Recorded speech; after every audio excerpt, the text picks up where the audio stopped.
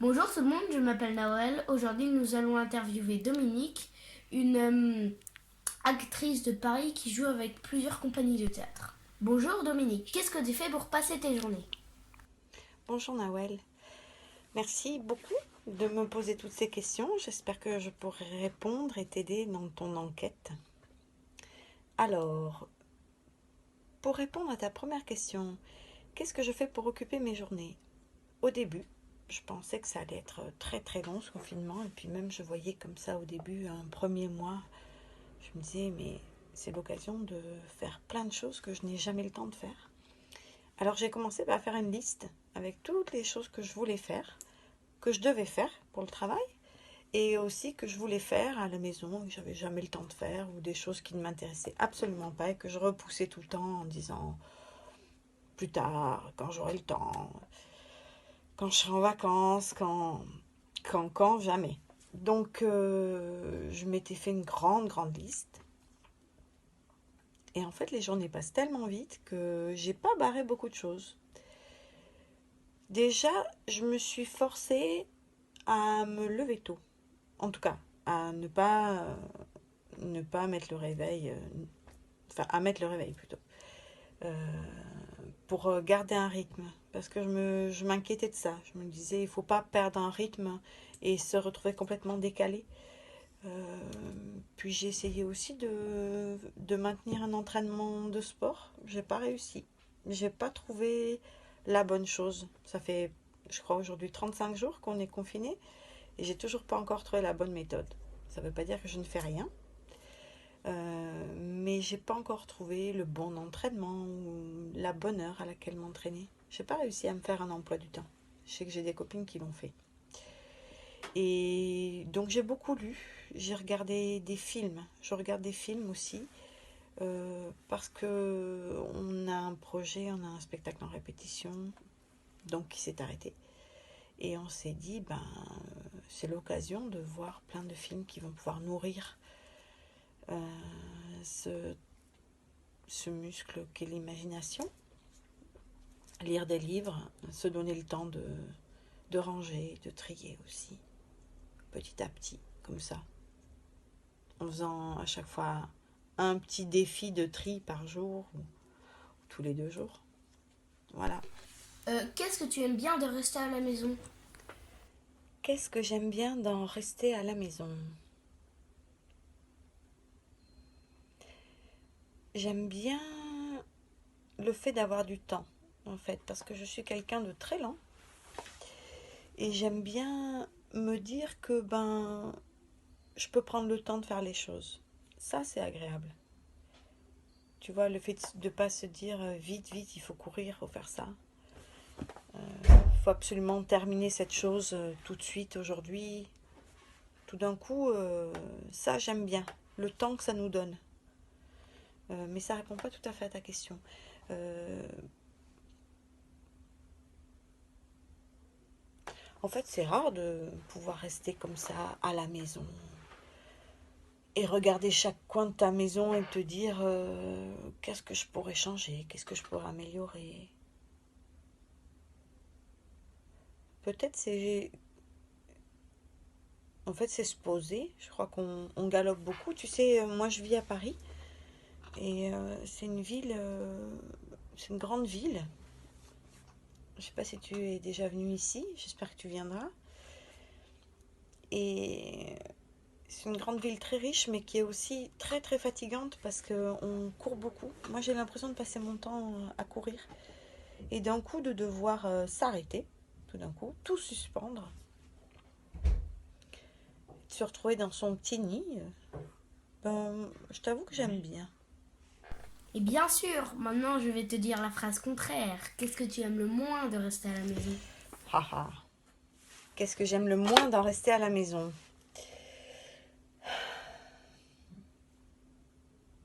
C'est d'arriver à la fin de la journée et de me dire ah, t'as rien fait, t'es pas sorti, t'as pas pris l'air.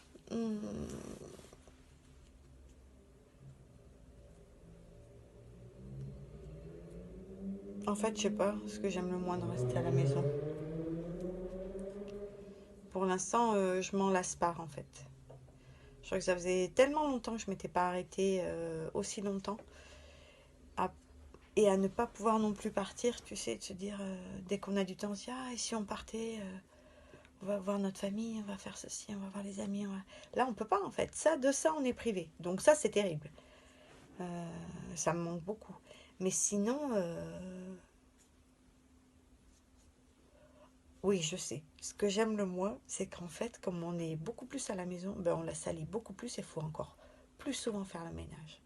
On partage beaucoup, mais quand même, ça oui, c'est ce que j'aime le moins. Dis-nous, Dominique, passes-tu beaucoup de temps en pyjama? J'ai le droit de mentir. Je m'habille tous les jours à 8 heures au plus tard. Je suis habillée, douchée, coiffée. Non, pas du tout. Il y a des jours où effectivement je me retrouve à 1 heure de l'après-midi. Il faut préparer le repas. On est tous partis dans de la lecture, notre travail, et j'ai oublié de me doucher. Je me suis retrouvée en pyjama. Et là, c'est la panique à bord. Il faut vite aller se doucher quand même parce que c'est pas possible de prendre son repas de midi en pyjama. Ah, ça, je peux pas.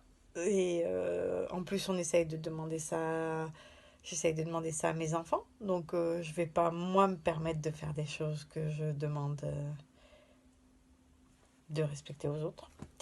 Du coup, non, j'essaye. La seule fois que ça m'arrivait, vraiment, c'était jusqu'à 1 heure de l'après-midi. Mais je t'assure que j'ai pas fait une seule journée pyjama.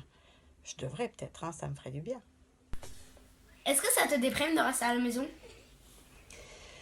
Alors, ça ne me déprime pas de rester à la maison. Ce qui est parfois difficile, c'est de pas savoir comment ça va se passer après. Moi, je crois que c'est ça le plus difficile. C'est de se demander comment on va se sortir de cette situation, en fait. Est-ce qu'il va y avoir un vaccin? Le vaccin, s'il y en a un, il arrivera tard. Il faut du temps aux chercheurs pour le trouver. Est-ce qu'il y aura un traitement?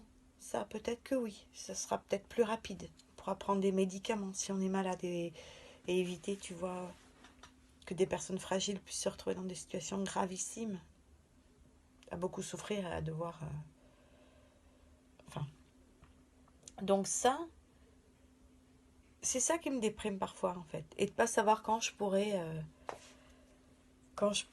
serrer dans les bras mes amis, quand je pourrais les inviter à boire un verre à la maison, aller boire un café avec quelqu'un à la terrasse, retourner au cinéma. Et quand est-ce que moi je vais pouvoir travailler en fait? Parce que moi je fais du théâtre, je suis comédienne et je me demande vraiment quand est-ce que les théâtres vont pouvoir ouvrir. Mais aussi comment on fait pour répéter si on doit garder une distance. Alors je me dis peut-être on va répéter avec des grosses combinaisons, des gros masques et plein de gants, on va se mettre dans des scaphandres. Peut-être on pourrait répéter comme ça. Mais le spectacle, il sera forcément avec des drôles de costumes, tu vois. C'est plutôt ça qui me fait déprimer quand j'ai des petits coups de déprime. Et c'est vrai que j'en ai eu. Mais heureusement, ils ne sont pas restés longtemps. Et donc c'est... Voilà, ça me fait pas déprimer d'être à la maison, mais de ne pas savoir quand on pourra retourner à notre vie d'avant, en fait. Même si il faudra sans doute qu'elle soit un peu différente et qu'on tire des leçons de ce qui s'est passé. Ça, ce serait bien. Mais par contre, il me tarde vraiment de pouvoir serrer mes amis dans les bras. Est-ce que la crise provoquée par le coronavirus te fait peur? Oui, ça me fait peur dans la mesure où je ne sais pas comment on va s'en sortir. Que je suis pas quelqu'un qui sait penser le monde. Je peux avoir un avis, une opinion, mais j'ai pas forcément, tu vois, des idées concrètes à proposer pour sortir de ça, de cette crise-là. Je ne sais pas comment. Je pense qu'il y a beaucoup de gens qui souffrent déjà euh, de cette crise, du fait de ne pas pouvoir travailler, qui ont vraiment des grosses difficultés à manger, à subvenir à leurs vrais besoins de première nécessité. Nous, on a de la chance. On n'est pas dans ces gens-là, alors faut absolument pas les oublier. Mais je me demande vraiment si ça va pas mettre en difficulté beaucoup de personnes en fait. Alors ça me fait un peu peur, ouais. et comment ces personnes vont réussir à s'en sortir. Comment, tu vois, est-ce qu'on va vraiment repenser le monde et que les personnes qui ont de l'argent, qui sont richissimes et qui ont beaucoup plus que ce dont ils ont besoin, vont un peu redistribuer à ceux qui ont vraiment rien. Je sais pas. En ça, oui, ça me fait peur, oui. Mais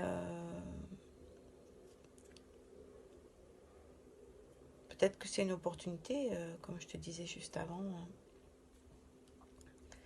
de repenser le monde. Dominique, tu peux nous raconter comment ça se passe à Paris? Alors, Nawel, à Paris, le Paris que je vois, parce que tu sais, Paris, comme je te disais, c'est grand.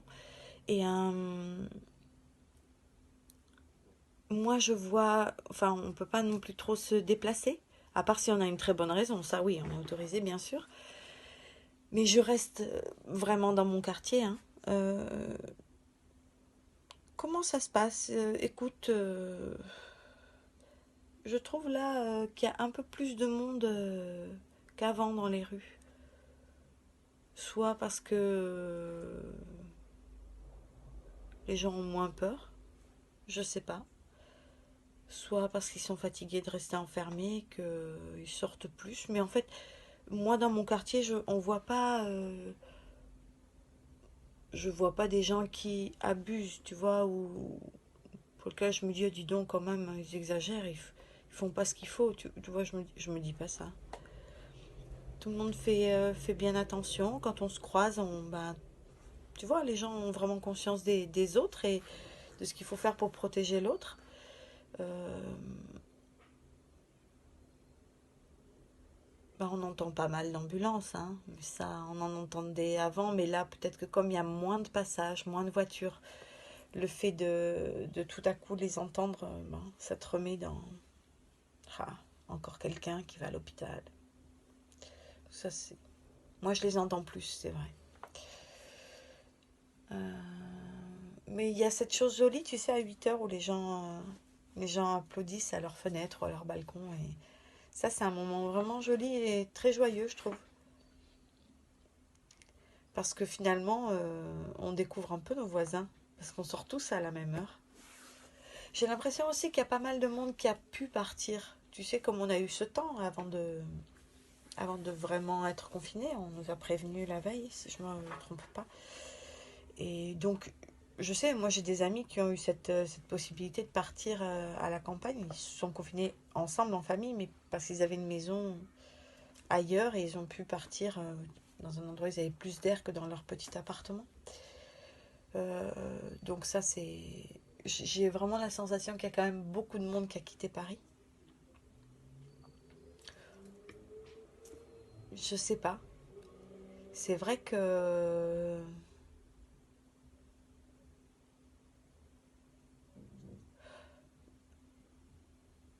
je t'imagine en fait à Douarnenez, je me dis oh là là, il y a la mer quand même, c'est joli. Au moins cette espèce de cet espace infini, ça me manque un peu, hein. J'aimerais bien. La dernière fois, j'ai pu aller au théâtre. En fait, j'ai pris mon vélo et donc j'ai fait parce que je me balade beaucoup à vélo moi d'habitude, maintenant moins. Et j'ai pu aller au théâtre parce que je devais y faire quelque chose, donc j'avais marqué ça dans mon autorisation. J'allais au théâtre pour récupérer des documents dont j'avais besoin pour travailler chez moi. Et tout d'un coup, tu sais, le théâtre, il se situe à côté d'un bois, le bois de Vincennes. Et c'était beau de voir tout d'un coup les arbres, de voir les... Pas qu'il n'y a pas d'arbres à Paris, mais c'est pas pareil, de voir vraiment la nature. Il y avait des coquelicots dans les prés, enfin c'était tellement joli. Ouais. Est-ce que la nature te manque? Mais en fait, j'ai répondu un peu en avance à ta question. Oui, la nature me manque, oui. Euh, la chance qu'on a, c'est que nous, on habite dans un appartement et il y a un jardin dans la résidence juste à côté où on peut aller. Tu vois, ça fait partie de notre espace, voilà, auquel on a accès. Et hier, je t'avoue que je suis descendue, je me suis assise dans l'herbe. C'est pas grand, hein, mais Juste comme ça pour me dire, être un peu en dehors de, voilà, des murs en fait, sortir des murs. Et bon, ça, et comme je t'ai dit, j'ai eu la chance de pouvoir faire cette grande balade à vélo et de pédaler comme ça pendant une demi-heure, d'aller jusque dans le bois de Vincennes. Et oui, oui, la nature me manque. Et comme je te disais quand je parlais de Douarnenez, que je t'imaginais en train de regarder la mer, c'est aussi la nature, aussi l'horizon, de pouvoir se dire, waouh, ça va loin comme ça, sans s'arrêter, sans qu'il y ait trop de maisons, sans qu'il y ait la vue bouchée. Et nous, on est au deuxième étage. Et j'adore voir le ciel et les couchers de soleil. Et malheureusement, au deuxième, on les voit pas trop, tu vois, de là où on est.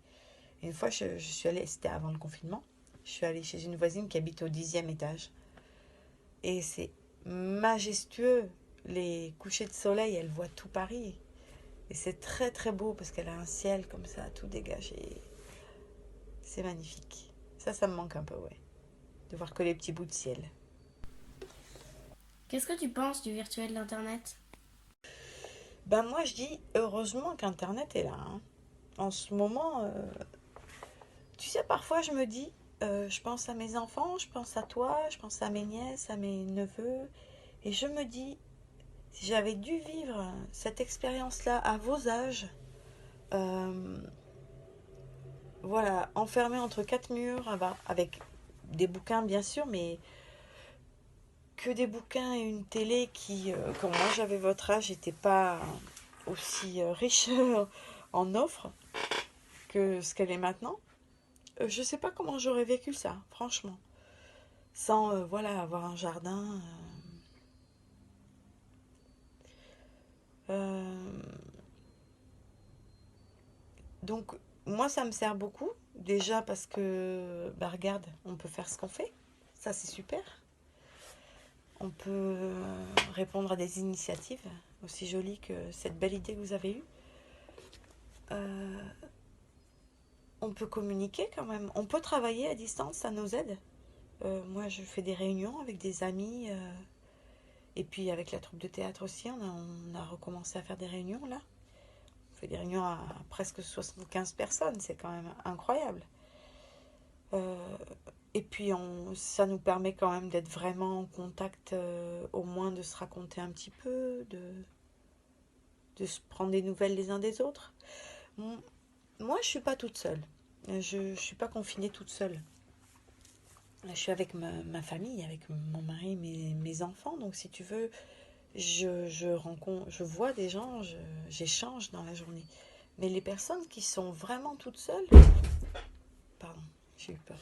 Mais les personnes qui sont vraiment toutes seules, euh, je me dis que ça doit être vraiment long parfois, les journées. Donc, de pouvoir comme ça appeler quelqu'un, discuter 5 minutes, et en visio aussi, comme ça, pouvoir se regarder, se raconter des choses. Je trouve que c'est important. Et l'autre chose, c'est l'accès immense, tout d'un coup, qui nous est donné, de pouvoir voir des spectacles, voir des films, visiter des musées. Je sais pas si tu as vu ça. Moi, j'ai eu un lien où on me proposait comme ça de faire des visites, d'une grotte préhistorique, je sais pas combien de sites et de musées magnifiques. Donc, tout d'un coup, on est coincé à la maison et on nous donne ce temps-là, de pouvoir faire des choses qu'on se permettrait peut-être pas, tu vois. J'ai jamais autant discuté avec certains amis, parce que tout d'un coup, je dis, bah allez, appelons-les, comment ça va pour eux. Et donc ça vraiment, c'est bien, c'est pratique. Tu penses que ce virus a affecté bien ou mal la planète? Alors, tu poses des questions difficiles, hein. C'est bien, hein. Alors, si je pense que ce virus a affecté en bien ou en mal la planète. Alors, la planète en soi, euh, est-ce qu'elle a vraiment été affectée par le virus? Nous, oui. nous, l'humanité. Après, qu'est-ce qu'on va faire de ça? Ça, c'est vraiment la grande question. Qu'est-ce qu'on va faire pour sortir de ça? Pour pouvoir travailler, parce que là, financièrement, personnellement, mais je dirais même au niveau des États, enfin, tout s'est suspendu.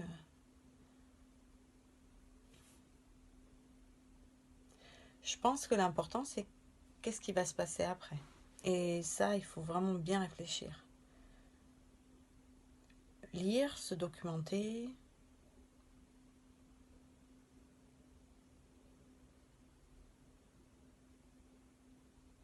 Ouais, essayer de plus travailler avec les agriculteurs locaux, avec les producteurs locaux, qu'acheter des produits qui viennent de l'autre bout du monde. Après, c'est vrai que c'est des petits gestes personnels, mais je me dis que, en lui disant ça aussi, que si on est nombreux à faire des tout petits gestes, ça peut compter à l'échelle de la planète. Mais ouais, la grande question, c'est qu'est-ce qu'on va en faire après. Et si on fait quelque chose de bien, en ça, le virus aura affecté en bien quelque part la planète. Si on tire les leçons de ce qui s'est passé, et si on construit quelque chose de mieux. Penses-tu que quand la crise sera passée, tu auras moins de liberté? Ben, j'espère que non.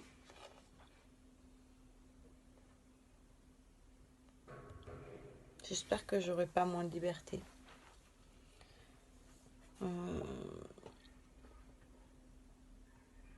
Mais je sais pas quand on aura la liberté de se serrer dans nos bras, quand on aura cette possibilité en fait.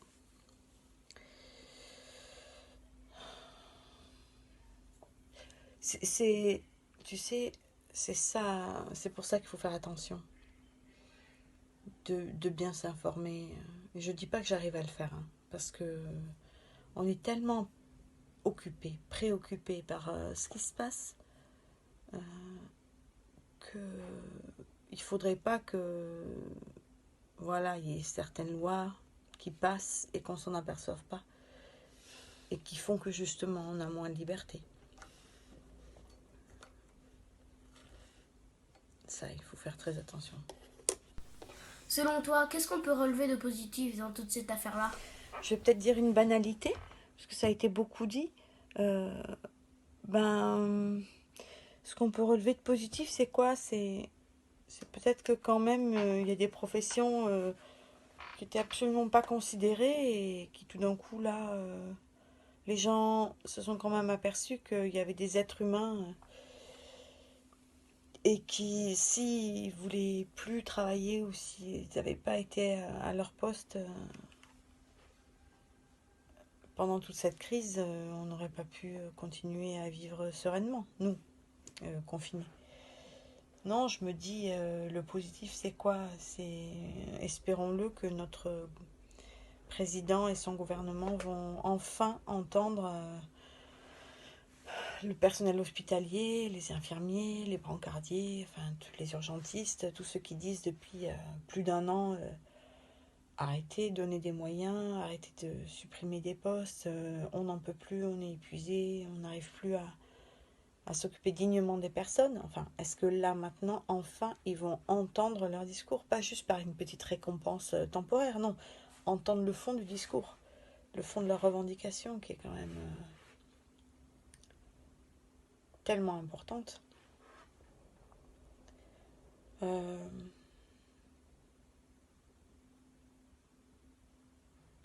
sais pas. Alors, l'autre chose positive que moi je vois, c'est tout ce qui s'est développé, tu sais, pour aider les gens dans la rue. Toute cette solidarité-là. Ou aussi pour les familles qui se retrouvaient dans le besoin. Moi, j'ai vu beaucoup de messages circuler. J'ai reçu des messages sur mon téléphone Sur les réseaux sociaux aussi, des messages qui disaient ah, il y a besoin, on fait une collecte alimentaire, est-ce que vous pouvez venir de telle heure à telle heure, tel jour, apporter un petit peu. Et aussi tout le portage des repas. Il y a des gens qui vont auprès des sans domicile fixe et qui leur apportent à manger. Et ça s'est pas arrêté. Et ça s'est même amplifié, je dirais, parce que dans la mesure où les gens qui sont dans la rue peuvent pas mendier parce qu'il y a quasiment personne et bon, on pourrait pas le faire. Du coup, ça devient plus compliqué pour eux quand même de se nourrir et de tenir le coup. Donc voilà, ça a été un des points positifs, c'est de se dire que il y a toujours des gens qui pensent aux autres et ça c'est beau, ça s'arrête pas malgré un virus. Des gens qui n'ont pas peur et qui se disent il n'y a pas de raison quoi, on y va.